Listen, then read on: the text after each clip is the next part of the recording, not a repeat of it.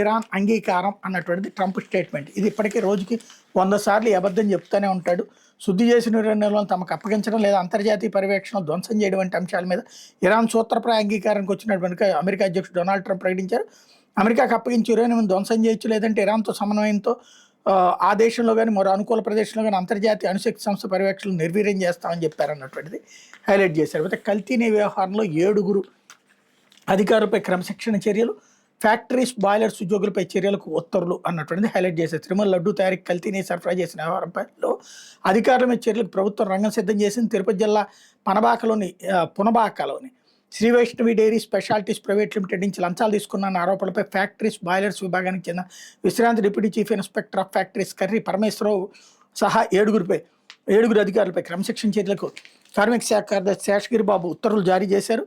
ఉత్తర్వులు అందిన 10 రోజుల్లోపు ఆరోపణల మీద లిఖితపూర్వక సంజాయిషి సమర్పించాలని ఆదేశించారు. గడువులోపు సంజాయిషి ఇవ్వకపోతే తదుపరి చర్యలు తీసుకుంటామన్నారు. కల్తీని వ్యవహారంపై సిఫార్సుల మేరకు చర్యలు చేపట్టారన్నటువంటిది హైలైట్ చేశారు. అయితే